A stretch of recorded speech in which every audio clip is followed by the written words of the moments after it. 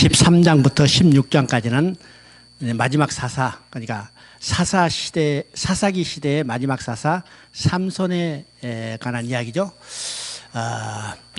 삼손의 출생은 바로 신정시대와 왕정시대를 연결해주는 하나의 교량 역할을 한다고 볼 수가 있습니다.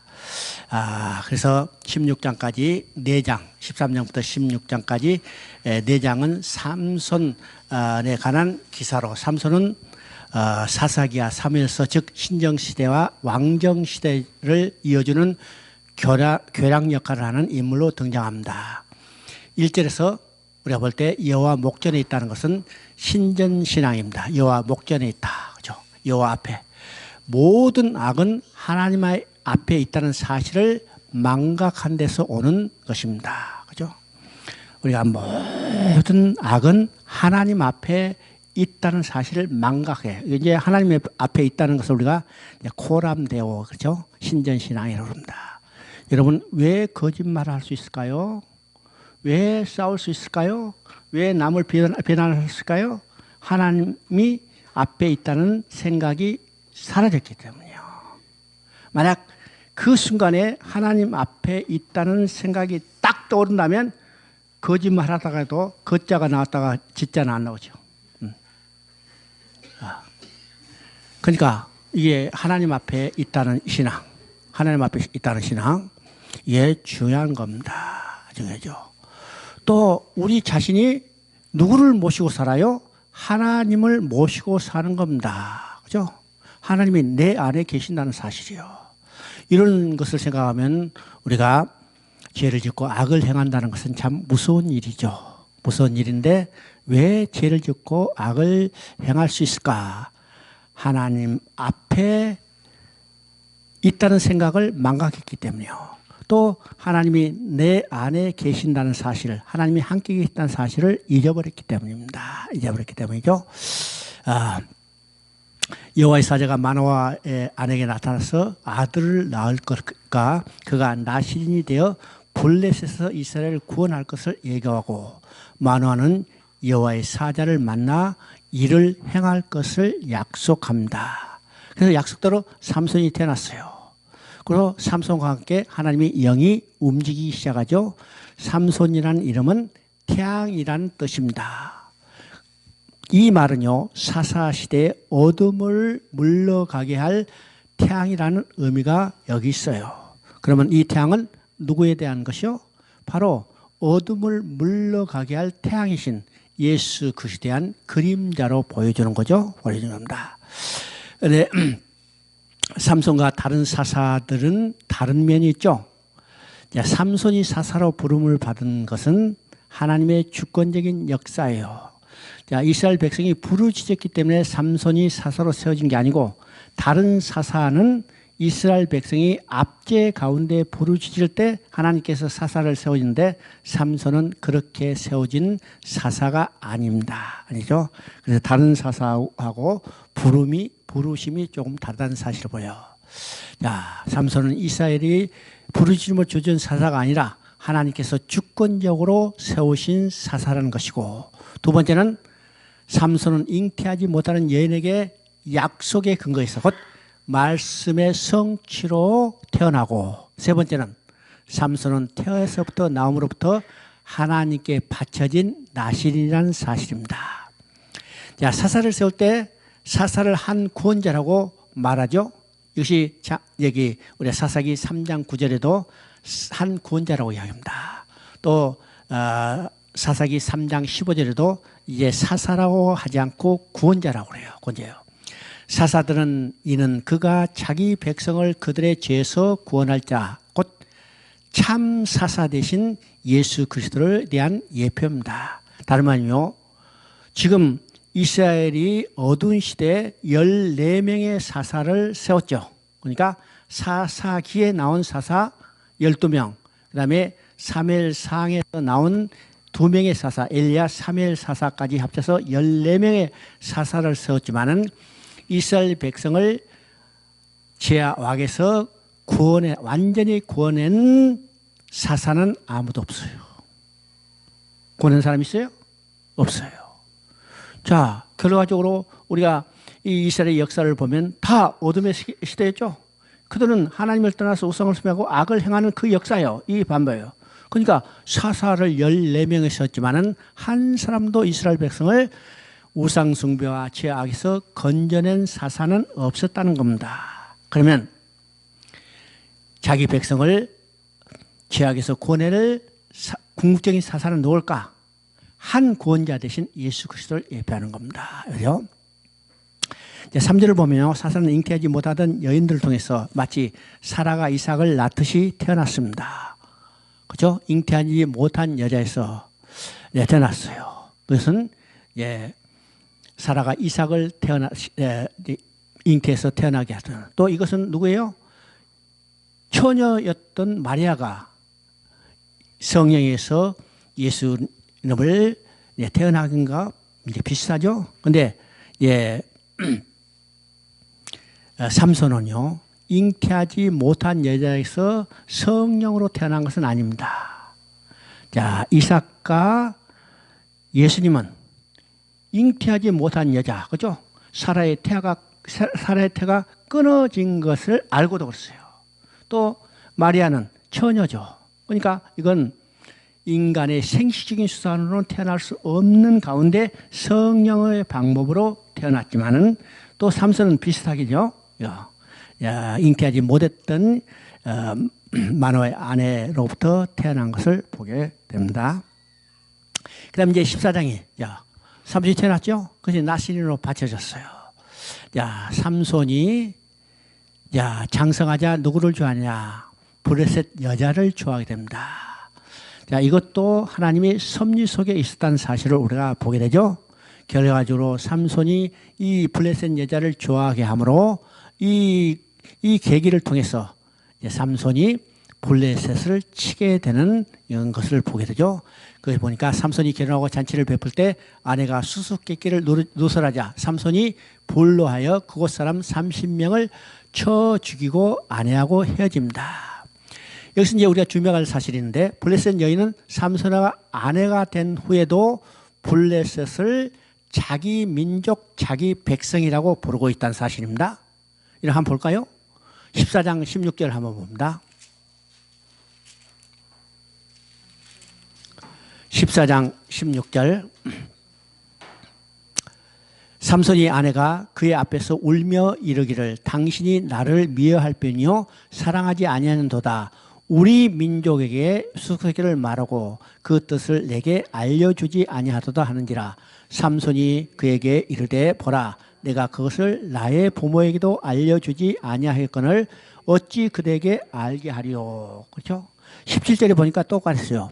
7일 동안 그들이 잔치를 할 때 그의 아내가 그의 앞에서 울며 그에게 강요함으로 7째 날에는 그가 그의 아내에게 수수께끼를 알려주매 그의 아내가 그것을 자기 백성에게 알려줬다. 결혼했으면 누구의 백성이 됐어요? 결혼했으면 이스라엘 백성이 돼야죠. 삼손과 결혼했으면. 그렇죠? 삼손과 결혼했으면 이스라엘 백성이 되는데 결혼하고도 이 삼손의 아내는 블레셋을 자기 백성, 자기 민족이라고 그랬습니다. 민족이라고 했어요.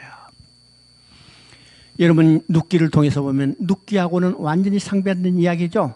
눕기는 이방 여자인데 자기 시어머니 나오미를 따라오면서 어떻게 했어요? 어머니의 백성이 내 백성이 되고, 그렇죠? 어머니 하나님이 내 하나님이 되리라. 결혼하면 지금 남편의 백성이 돼야 할 텐데 지금 이 삼손의 아내는 블레셋이요. 블레셋을 끝까지 자기 백성, 자기 민족이라고 부르고 있는 것을 보게 됩니다. 남편인 삼손을 따르지 않고 삼손으로 하여금 자기를 따르도록 만들었다는 거죠. 그래서 하나님은 뭐예요? 이방 여인과 결혼하지 못하게 하는 게 바로 있어요. 그죠? 그러니까 구약에서 이방 여인과 결혼했던 하나님의 약속의 백성들도 많이 있었죠. 그러니까 이방 여인과 결혼한 자체가 죄가 아니고 악이 아니라고 했어요. 왜요? 하나님은 모든 사람이 구원받기를 원하시는 거예요. 구원받기를. 왜 이방 여인과 결혼하지 못하게 하는가? 바로 그게 따르게 될까봐. 그렇죠? 따르게 될까봐. 우리가 이제 기생 라합도 이방 여인이죠. 룻도 이방 여인이죠. 그 다음에 또 누구도 이방 여인이요? 다말도 이방 여인이요. 다말도 이방 여인이고 또 학자들은 이야기합니다. 밧세바도 이방인으로 분류된다. 왜? 햇사람 우리아의 아내이기 때문에. 그죠? 우리아. 그 다음에 그래서 이방 여자와 결혼하는 것은 악이 아니요. 모세도 구스 여자가 결혼했어요. 요셉도 애굽의 여자가 결혼했어요. 결혼한 자체가 죄악이 아니고 결혼함으로 인하여 그들에게 따라갈까봐, 그죠? 따라갈까봐. 바로 지금 블레셋과 결혼했던 삼손과 결혼했던 이 블레셋 여자도 끝까지 자기 백성, 자기 민족이라고 이야기하는 겁니다. 이제 15절에 보면요, 이제 블레셋과 싸우게 되는 게 삼손을 보죠. 삼손은 자기 아내가 남의 아내로 빼돌린 사실을 알고 복수를 감행합니다. 자, 이에 블레셋 대군이 삼손을 잡으러 오자 유다 사람들이 분쟁을 피하려고 유다 사람들이 그 일이 자신의 안전에 위협되는 줄을 생각하고 3,000명이 내려가서 삼손을 결박하여 블레셋 사람들에 넘겨줍니다. 자, 여기서 중요한 것이 있습니다. 지금 블레셋은 유다와 적이요, 적이 아니요? 어? 블레셋은 유다와 적이요, 적이 아니요? 적이요. 적인데 지금 삼손이 블레셋을 치려고 하자. 그죠? 지금 이제 14장에서 지금 블레셋 30명을 죽이니까 지금 블레셋 사람이 뿌리 나가지고 유다를 삼손을 잡아 죽이려 하면, 그러면 삼손은 유다의 이스라엘 백성이죠. 이게 단지파지만은 단지파지는 이스라엘 백성이기 때문에 이스라엘 백성은 삼손을 지켜줘야 하는데 반대로 자기들이 불리한 것을 알고 삼손을 잡아 블레셋에 넘겨줍니다. 자, 이들이 얼마나 비겁한 모습을 보게 되죠. 삼손은 지금 누구요? 혼자요. 삼손은 혼자. 근데 삼손을 잡으러 온 유다 사람은 몇 명이요? 3,000명. 대단하죠? 3,000명. 30명도 아니고 300명도 아니고 3,000명이 이게 한 사람인 삼손을 잡으러 온 겁니다. 잡아서 결국 어떻게 된 거죠? 블레셋에 넘겨주게 되는 거죠. 넘겨줍니다. 삼손을 결박해 블레셋에 넘겨주지만 삼손은 나귀 턱뼈로 블레셋군 1,000명을 쳐 죽입니다.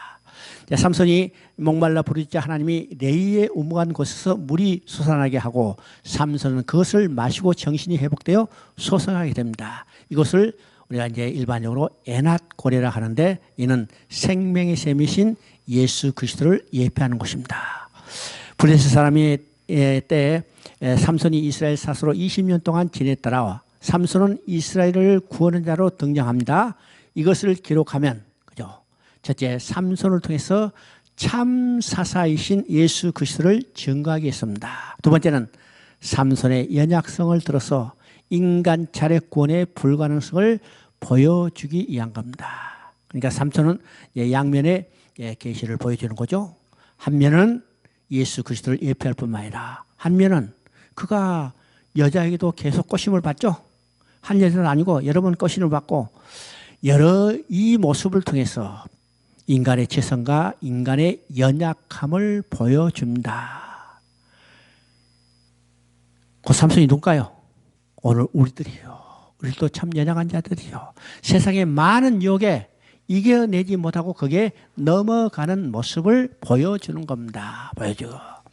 그러나 하나님은 택하신 자 삼손을 끝까지 붙들어서 그 사역을 감당할 수 있도록 사용하시는 것을 보게 되는 겁니다. 보게 되죠. 자, 그 다음에 16장은요, 결국 이제 삼손이 죽게 되는 겁니다. 삼손이 가사에 갔을 때, 그러니까 지금 한 번에 결혼에 실패했고, 이제 두 번째 지금 어디 가는가. 가사에 갔을 때 기생을 보고 거기에 또 들어갔어요. 그렇죠? 그래서 사람들이 삼손을 죽이려 하자 삼손이 성문을 부수고 그것을 메고 헤브론으로 올라갔다고 말하고 있습니다. 헤브론으로 올라갔다. 성문을 메고 헤브론으로 올라갔다. 이 말은 무엇에 대한 예표일까요? 창세기 22장 17절에서 내 씨가 대적의 성문을 차지하리라. 바로 삼손은 예수 그리스도를 예배하고 바로 승리자가 될 것에 대한 그림자로 보여주는 거죠. 근데 여기서 끝난 게 아니라 또 삼손은요, 이제는 우리가 잘 아는 마치 들릴라의 유혹에 빠지는 겁니다. 그죠? 그래서 그가 소래 골짜기에서 들릴라의 유혹에 넘어가서 머리털이 밀리자 힘이 없어졌습니다. 삼손의 능력이 머리털에 있는 것이 아니라 하나님이 영이 감동하실 때 기적적인 힘이 삼손으로 하여금 큰 공적을 세우게 했지만은 그가 하나님의 언약을 어겼을 때는 하나님께서 그에게 떠난 것입니다. 머리털 자체의 능력이 있는 게 아닙니다. 그죠? 머리털 자체의 능력이 있는 것은 능력이 있는 게 아니라 머리털이 뭘까요? 하나님의 언약에 삼손에게 주신 언약의 표징이었고 이 언약을 지키지 못했을 때는 하나님이 영이 떠나버린 거예요. 능력이 사라져버린 겁니다. 머리에서는 손대시면 안 돼요. 근데 머리가 밀려버렸죠. 하나님의 그 기밀을 알려주게 되자 머리가 밀리고 하나님의 영이 떠나버렸어요. 아무런 힘도 없어지죠. 오늘도 하나님의 영이 우리를 떠나면 우리는 어떤 존재들이요? 바로 시체들이요. 죽은 자들이요. 아무 능력도 발휘할 수 없습니다. 그죠? 머리털 자체가 있는 게 아니라 머리털로의 표정으로 보여주신 하나님의 영 능력이 있다는 겁니다. 자, 삼손이 머리털이 빠지자 힘이 상실하고 붙들려 눈이 빠지고 놋줄에 묶여 맷돌을 돌리게 되는 신세가 됩니다. 자, 이것은 어떤 모습일까요? 누구의 모습을 통해서 이걸 보게 돼요? 바로 성경에 이 모습이 여러 군데 나타납니다. 우리가 제일 먼저 가시적으로 나타난 것이 열왕기하 25장 7절이에요. 바로 시드기야가, 그죠? 시드기야가 바벨론의 포로로 끌려갈 때 모습이죠. 시드기야가 보는 앞에서 아들들이 죽임을 당하고 시드기야는 두 눈이 빠지고 놋줄에 매어 끌려갔더라. 그렇습니다. 네, 들었죠? 그 모습이 누굴까? 지금 삼손의 모습이에요. 삼손의 모습. 또 누구의 모습일까요? 아담의 모습이에요. 아담의 모습. 아담이 눈이 빠지고 쇠사슬에 묶여갔어요. 눈이 빠졌다는 것은 어떤 의미요? 눈이 빠졌다는 것은 보지 못한다는 것을 말합니다. 보지 못하는 거예요. 아담이 눈이 빠져서 영적으로 눈이 어졌기 때문에요. 모든 사람 가운데 하나님이 아는 마음을 주셨고 마음을 아는 하나님이 계신 것을 보여줬는데 눈이 빠진 인간들은 보지 못하기 때문에 하나님이 없다는 듯다. 없다는 거죠. 또 하나님의 영광을 돌리지 않은 거예요. 또 쇠사슬에 묶여갔어요. 누가? 아담이요. 성경에 쇠사슬에 묶여갔다는 말은 없지만은 성경에 있다고 그랬죠. 어디 있어요? 히브리서 2장 15절입니다. 일생 죽기를 무서워함으로 매어 종노라는 신세가 됐다고 했어요. 누가? 인간이요. 언제? 아담 이후 모든 인간들이요. 아담이 하나님의 언약을 어기고 범죄하자 그들은 사단의 노예로 전락돼서 일생 죽기를 무서움으로 매어 종노라는 신세가 됐습니다. 그래서 아담 이후 모든 인간은 어떤 상태요? 눈이 빠진 상태, 쇠사슬에 묶여간 상태입니다. 왜일까요? 하나님의 말씀을 어겼기 때문이요. 하나님의 약속을 믿지 못하고 순종하지 못했기 때문이요. 아담이 그랬어요? 누가 그랬어요? 삼손이 그랬어요. 누가 그랬어요? 시드기야가 그랬습니다. 이스라엘 백성이 하나님을 버리고 우상을 숭배하고 하나님의 법을 지키지 않았기 때문에 그들은 눈이 빠지고 쇠사슬에 묶여가는 신세가 됐죠. 자, 쇠사슬에 묶여가 여기 놋줄에 눈이 빠지고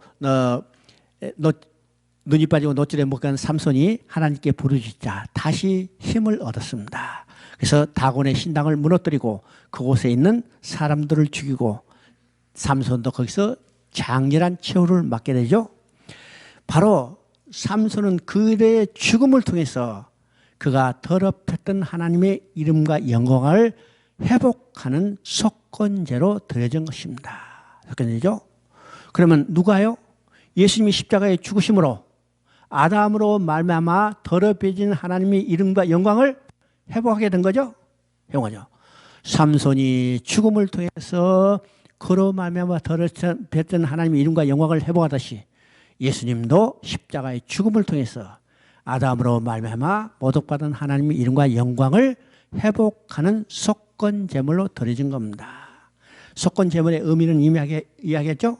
속건 제물은 어떤 사람의 죄를 범할 때 다른 사람이 재산의 손해를 입혔거나 그 사람이 정신적인 피해를 입혔다면 그것을 갚아주는 거예요. 그럼 예수님이 속건 제물로 드리는 것은 아담으로 인하여 모독받은 하나님의 이름과 영광을 회복하는 겁니다. 회복하는 거죠.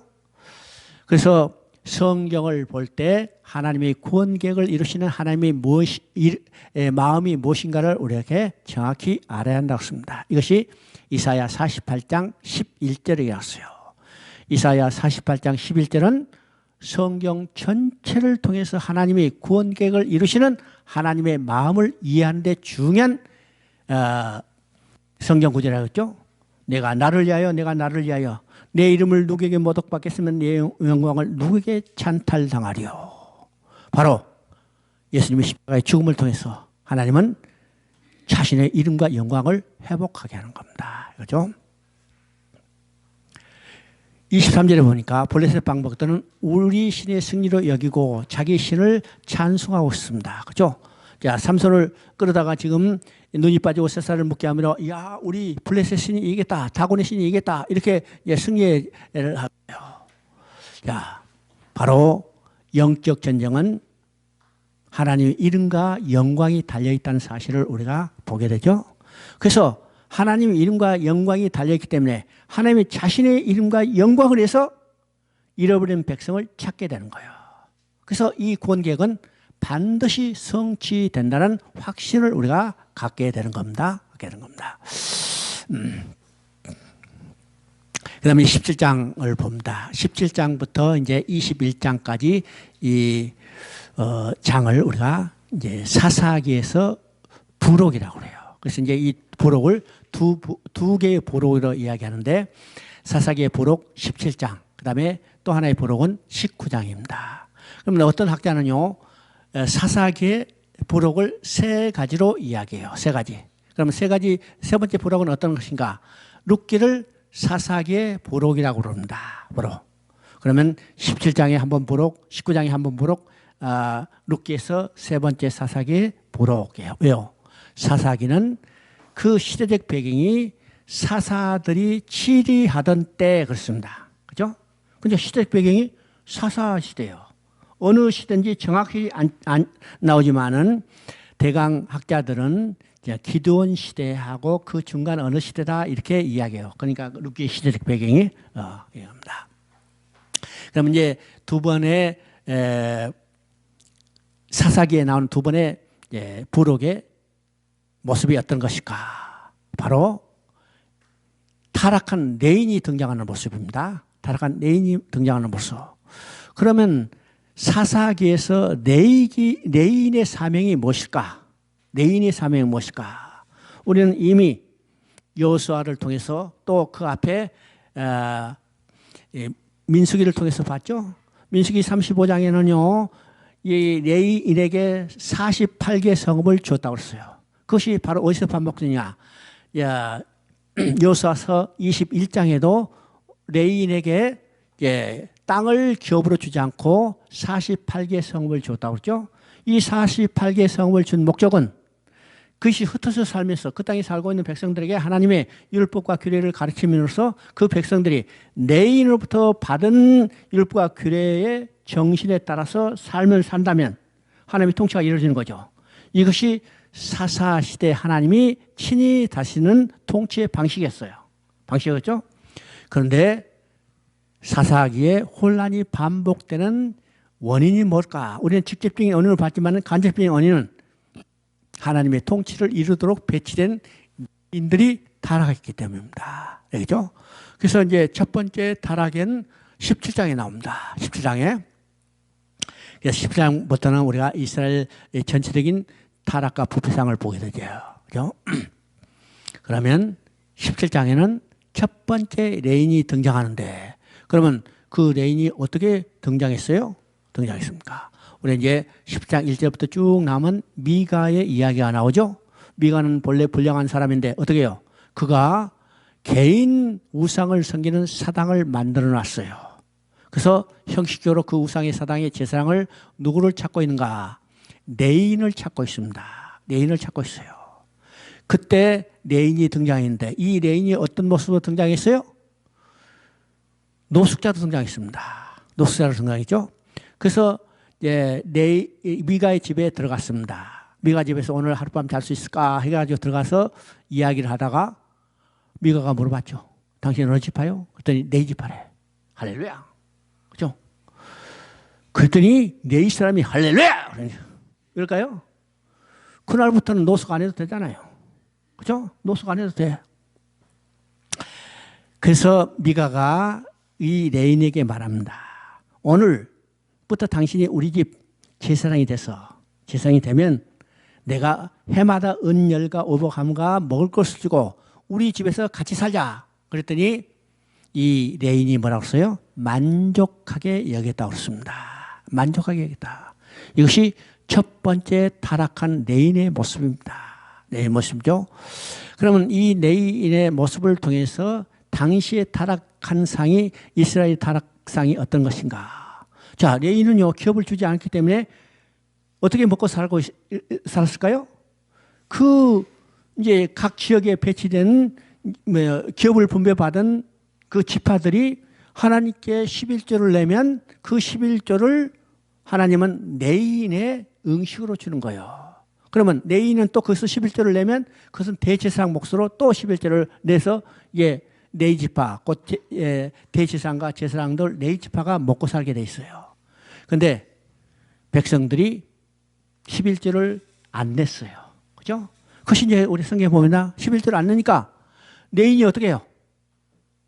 레인이 어떻게 해? 얻어먹으러 돌아다니는 거예요. 노숙자로 돌아다니는 겁니다. 이것이 모습이에요. 그러니까 이게 총체적인 타락한 모습을 보여주죠. 동전을. 그래서 미가의 사당에 우상을 섬기는 사당의 제사장으로 들어가서 거기서 제사장 노릇하고 있는 겁니다. 그죠? 그러니까 이건 영적으로 타락하고 예배가 진행되지 않기 때문에 총체적으로 타락했어. 이것이 사사기에 악순환이 반복되는 원인 중에 또 하나입니다. 그죠? 오늘 우리가 이 모습을 통해서 오늘 교회 사역자들 또 하나님의 일꾼들이 어떤 모습으로 될 건가를 우리가 생각해야 합니다. 자, 거기에 13절을 보면 이렇게 나와 있습니다. 미가 집에 산당도 있고 신상도 있고 에봇도 있고 레위 제사장도 있게 된 것이다. 이에 미가가 가로되 레인이 내 제사장이 됐으니 이제 여호와께서 내게 복 주실 줄을 아노라 그랬어요. 지금 뭘 하면서 내게 복 주실 것을 아노라 하는 거예요? 우상을 섬기는 사당을 만들어 놓고 이제는 레인이 제사장 됐기 때문에, 그죠? 레인이 제사장이 됐기 때문에 이제는 하나님께서 우리에게 복 주실 것이다. 참 놀라운 일이죠. 이것이 전형적인 무속 신앙의 형태입니다. 무속 신앙의 형태. 그들은 실상은 우상을 섬기면서 어떻게 해요? 하나님의 이름을 부르는 거죠. 하나님이 우리에게 축복해 줄 것이다. 오늘 무속 신앙의 형태, 교회에 들어오는 기복 신앙의 형태입니다. 다른 게 아니에요. 기복 신앙이. 기복 신앙이 다른 게 아니에요. 실제는 우상을 섬기면서 이름은 누구를 불러요? 하나님의 이름을 부르고 예수 이름을 부르는 겁니다. 그죠? 기복적인 신앙을 대할 때 현대 교회 레인이 된 우리는 어떻게 할 건가? 우리 자신들을 돌아보게 하는 겁니다. 돌아봅니다. 그 다음에 18장은요, 아까 이야기했던 또 단지파 이야기입니다. 단지파 이야기는 지금 여러 번 이야기했죠? 단지파 이야기요. 우리 이제 단지파에 대한 여호수아에서 기업을 분배할 때도 단지파가 그 지형을 확장해 나갔다는 것이 그 지형을 확장해 나갔다는 것은 어떤 건가? 하나님이 주신 기업을 잃어버리고 자기 기업을 확보하기 위해서 엉뚱하게 나이스라는 족속을 정복해서 그 땅을 탈취하는 겁니다. 그 과정이 어디서 나오느냐? 지금 요 18장에서 그대로 나오는 거예요. 18장은 지금 앞에서 나왔던 이야기에 대해서 세부적으로 설명해 가는 겁니다. 그래서 단지파가 자기 기업을 회복해서 정착군을 보내서 그때 누구를 만났냐? 미가 집에서 우상을 섬기는 사당의 제사장인 레위 제사장을 만나요. 그 사람 말을 듣고 어떻게 해요? 다 지금 따라가는 겁니다. 우상을 섬기는 제사장의 말을 듣고 결국은 라이스의 족속의 땅을 탈취해 가지고 자기 기업으로 만드는 거죠. 이것이 이제 앞에서 이야기하는 단지파가 기업을 확장했다는 의미입니다. 그것이 바로 세렘이라고 그러죠. 라이스라는 거예요. 그리고 거기서 뭘 만들었어요? 미가가 섬기던 우상의 제단을 훔쳐와 가지고 단지파가 섬기는 지파의 우상 제단을 만들어 놓고 거기다가 제사장은 누구를 만드는가? 모세의 증손자 요나단을 세웠어요. 요나단을 세웠죠? 자, 이것은 뭘 의미해요? 신앙은 혈통적 유전적이 아니라는 겁니다. 신앙은 반드시 가르쳐요. 교육이에요. 교육해야 합니다. 자, 그 내용들은 여러분 이제 그럼 이제 19장에는 두 번째 이제 부록이죠. 두 번째 부록은 여기서도 똑같이 레인이 등장합니다. 그죠? 19장에서 레인이 첩을 얻은 것을 보게 되는데 이는 도덕적 타락으로 도덕적으로 타락한 모습을 보여주는 겁니다. 자, 4절부터 9절까지 보면 레인이 첩 장인을 만나서 먹고 마시고 또 즐겁게 하라. 이런 레인이 뭐요? 향락에 빠져 있습니다. 좋죠? 첩을 얻고 먹고 마시고 즐겁게 한다. 또 금방 그 자리를 떠나야 하는데 며칠까지 있었는가? 5째 날까지 뭉개고 있었어요. 그죠? 뭉개고 있었다. 이건 향락에 빠지면 제대로 벗어나기 쉽지 않다는 겁니다. 아예 그게 빠져 들어가서는 안 되는 거예요. 그죠? 한 번 빠지기 시작하면 거기서 벗어나기 쉽지 않다. 이 모습을 생생하게 보여주고 있습니다. 바로 첩을 얻었어요. 레인이 첩을 얻었다는 것은 어떤 거요? 레인이 이제는요, 경제적으로 풍요함을 누리고 있는 사람입니다. 그죠? 17장에는 경제적으로 굉장히 궁핍한 사람인데 이 레인은 경제적으로 풍족함을 누리고 있는 사람이요. 경제적으로 풍성하기 때문에 어떻게 해요? 이제는 딴 생각이에요. 첩 생각이 나는 거죠? 첩은 언제 얻을 수 있을까? 째지게 가난하면 첩도 못 얻어. 첩도 거기 안 가.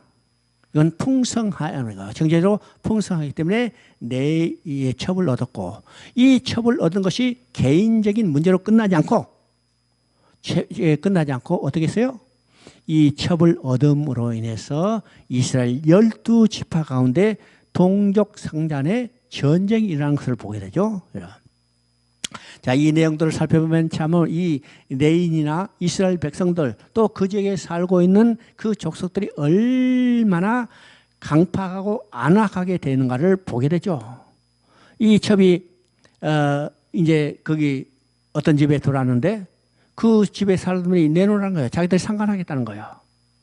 그러니까 결과적으로 어떻게 해요? 이 첩을 내줬는데 그 첩이 그냥 죽도록 아주 행패를 부른 겁니다. 벌써 죽어버렸어요. 그러면 그걸로 끝나는 게 아니라 이 레인은 그것을 12조각을 내서 자기의 잘못을 뉘우치지 않고 그 원수를 갚아내고 이스라엘 12지파에 보냈죠. 그 이스라엘 12지파가 그 내용도 모르고 그죠? 야, 이거 나쁜 놈들이야. 이거 쳐서. 그래가지고 합심해서 기본 족속에 있는 베냐민 지파를 때려 부시고 일어서는 겁니다. 그래서 전쟁이 벌어졌어요. 그죠? 전쟁이 벌어졌어. 그러면 이 전쟁의 결과가 어떻게 끝났어요? 좀 놀라지 마세요. 지금 이스라엘 백성은 몇만의 군대를 가지고 있어요? 이스라엘 군대는 40만의 군대를 가지고 있는데, 그죠? 지금 베냐민 지파는 겨우 2만 정도밖에 되지 않아요. 여러분 40만의 군대가 2만밖에 되지 않은 베냐민 지파에게 완전히 두들겨 맞았어요. 형편없이 두들겨 맞았죠? 2번의 전쟁이에요. 2번의 전쟁.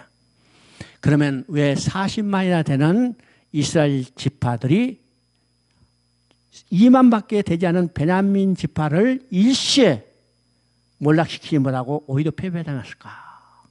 하나님은 이스라엘 전체가 지금 총체적인 부패하는 거죠. 이 이스라엘이 40만이나 되는 이스라엘이 2만밖에 되지 않은 베냐민 지파에게 패배함으로 이 범죄는 베냐민 지파만 당할 일이 아니라는 거예요. 이스라엘 전체가 회개하고 돌아올 일이라는 것을 깨닫게 해주는 거예요. 깨닫게 하죠. 자, 이들이 두 번 패배 전쟁하고 하나님 앞에 이제는 왜 이런 일이 벌어졌습니까? 회개하게 돼요. 회개하고 다시 전쟁이 맞아 드디어 베냐민 지파가 이제는 중과부적이죠. 이길 수 없어요. 그래서 이 베냐민 지파가 완전히 멸망받을 위기에 처하게 되는 겁니다. 그죠? 이것이 이제 20장까지 쭉 이어지는 내용이죠. 멸망할 위기에 처해요. 그래서 결국 600명이 남았을 때 하나님은 그들 베냐민 지파를 지켜주는 거죠. 왜일까요? 지금 베냐민 지파가 완전히 없어진다면 구약의 이스라엘은요, 하나님 나라를 계시는 거죠. 보여주는데 이 이스라엘은 이스라엘 12지파의 기초에 세워졌는데 베냐민 지파가 없어진다는 것은 어떠게요? 하나님 나라 기초가 무너지는 겁니다. 무너지는 거예요. 뭐 때문에? 하나님 나라의 통치를 이루도록 배치된 레인이 타락했기 때문이죠. 레인이 타락했기 때문에. 그 결과로 베냐민 지파가 없어져요. 베냐민 지파가 없어지면 하나님 나라가 기초가 무너지는 겁니다. 그래서 하나님은 하나님 나라 기초가 무너지는 것을 방지하기 위해서 베냐민 지파가 600명이 남도록 하고 또 여자가 없죠. 지금 지파가 이제 번성하기 위해서는 여자가 있어야 해요. 자식이 낳아야 해요. 그래서 여자가 없는 것을 하나님의 방법으로 그들에게 여자를 구해주시고 이스라엘 지파를 지켜주시는 겁니다. 그래서 이스라엘 역사 가운데요, 지파가 제일 적은 수가 유지되는 것이 어느 지파냐 하면 베냐민 지파예요. 그러니까 우리가 신약에서도 그러죠. 베냐민 지파는 가장 소수입니다. 소수. 그 지파 중에서 사울이 나고 그 지파 중에 또 사울은 자기가 바리새인이라고 자부심을 이야기하는 것을 보게 됩니다. 보게 돼요. 자, 이 전쟁을 통해서 우리는 뭐가 돼요? 인간 자력군에 불과한 것을 또 다시 보여줍니다. 보여주죠. 그리고 이제 21장을 보면 20장은 이제 이야기한 대로 지금 베냐민 지파와 이스라엘 지파 간의 전쟁이 일어난 것을 보게 됩니다. 자, 21장은요. 이스라엘 사람들이 전쟁으로 인해서 동족 상잔의 비극을 통과하게 되고, 자, 이들에게 베냐민 지파의 아내를 얻어주기 위해서 여러 가지 이제 계책을 세우고 결과적으로 그들에게 아내를 얻게 해주죠. 이렇게 됩니다. 자, 1절부터 12절까지 중심에 보면요. 없어지게 되었고 끊어지게 되었고 빠지게 되었고 사라지게 되었던 베냐민 지파의 살아남은 600명에게 아내를 구해주는 일입니다. 그러니까 하나님은 하나님의 나라가 기초가 무너지지 않도록 하나님이 친히 이 모든 것을 회복시켜주는 것을 보게 되죠. 자, 21장 25절 한번 읽어보십니다. 21장 25절. 자, 그때 이스라엘의 왕이 없으므로 사람이 각기 자기의 소견에 오를 대로 행하였더라. 자, 사사기는 바로 이 말씀을 마지막으로 끝이 나와요.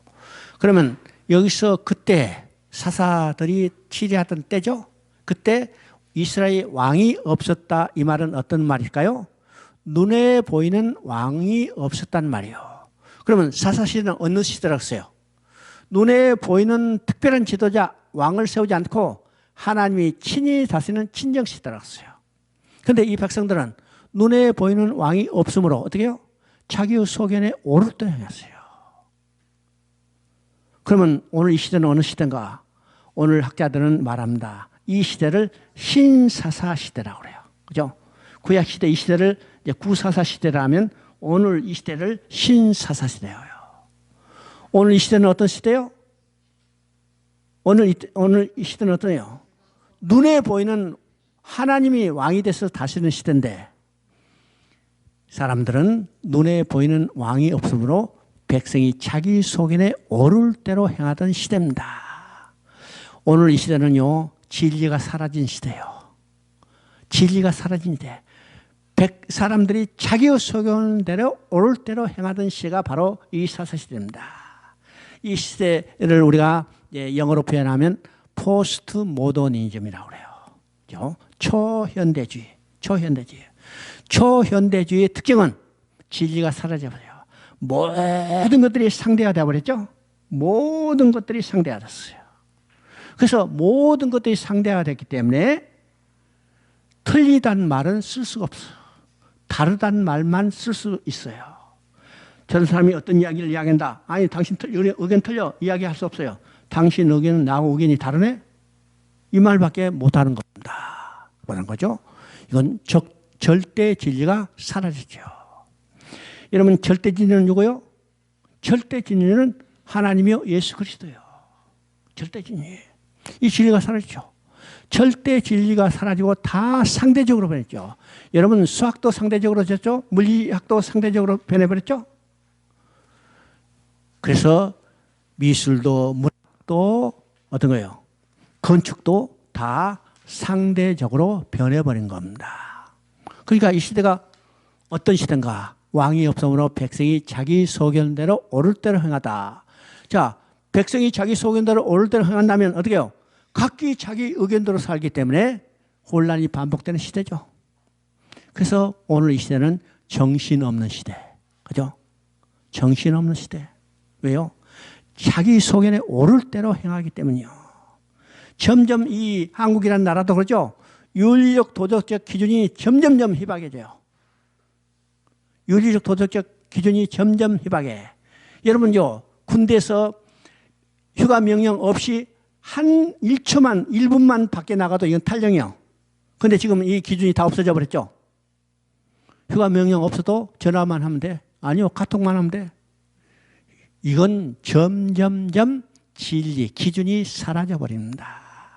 사라져. 그러니까 이 시대에 어떻게 살아갈까? 우리 참 걱정이 되죠? 나는 이제 거의 다 살았으니까 후세대 걱정들이죠. 그러니까 이 시대가 어느 시대인가? 바로 사사시대요. 진리 되신 하나님, 절대적인 기준이 되신 하나님이 없으므로, 그건 하나님을 없는 게 아니라 하나님을 인정하지 않고 모시지 않아요. 그래서 자기 소견대로 옳을 대로 생각해요. 그러면 반드시 혼란이 반복된다는 것을 우리가 볼 수 있어야 합니다. 이것이 사사시대예요.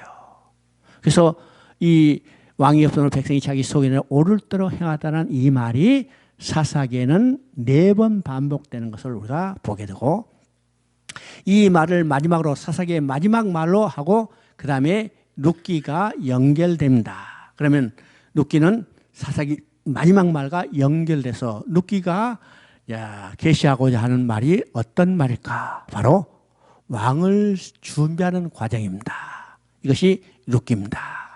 그래서 오늘은 여기까지 하십니다. 고맙고 감사하신 조신 하나님 아버지, 이제는 여호수아를 통해서 가나안 땅을 점령하고 분배하여 안식하도록 하셨지만은 하나님께서 다시 또 사사기를 통해서 혼란이 반복되는 모습을 보여주셨습니다.